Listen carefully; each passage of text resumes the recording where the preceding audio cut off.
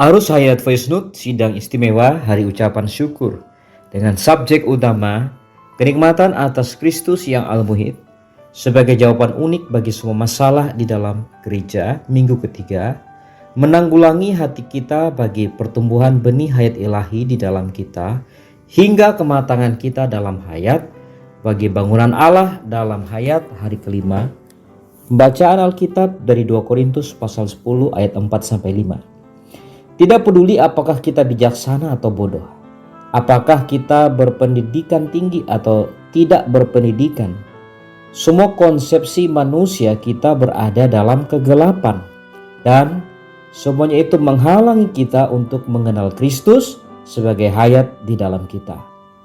Hari ini kita akan melihat penghalang yang ketiga dan keempat yang menghambat hayat ilahi di dalam hati kita adalah pemberontakan.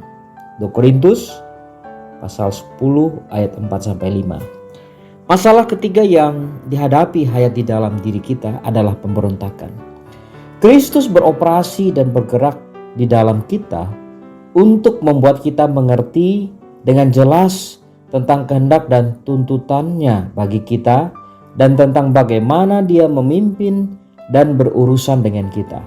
Namun, jika kita tidak taat tetapi melawan perasaan di dalam kita, tidak menerima pimpinannya atau membayar harga, keengganan dan penentangan ini adalah pemberontakan.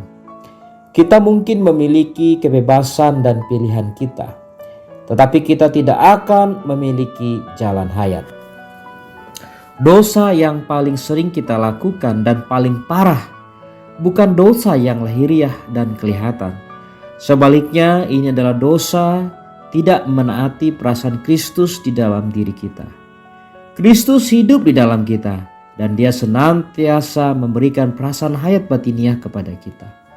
Kita harus menaati Dia, tetapi kita sering tidak taat kepadanya. Sering kita memberontak kepadanya. Pemberontakan senantiasa menciptakan rintangan bagi hayatnya di dalam diri kita. Selanjutnya, masalah keempat yang dihadapi hayat di dalam diri kita adalah kemampuan alamiah kita, diri, watak, dan ego alamiah kita. Semuanya adalah masalah yang menghalangi hayat Allah untuk keluar dari kita. Namun masalah kecakapan dan kemampuan alamiah kita bahkan lebih serius, dan itu adalah hambatan kuat yang mencegah hayat Allah mengalir keluar dari dalam kita. Banyak saudara dan saudari sungguh-sungguh mengasihi Tuhan, bergairah bagi Tuhan, dan sangat saleh. Namun demikian, masalah terbesar mereka adalah kekuatan dan kehebatan, kecakapan dan kemampuan mereka.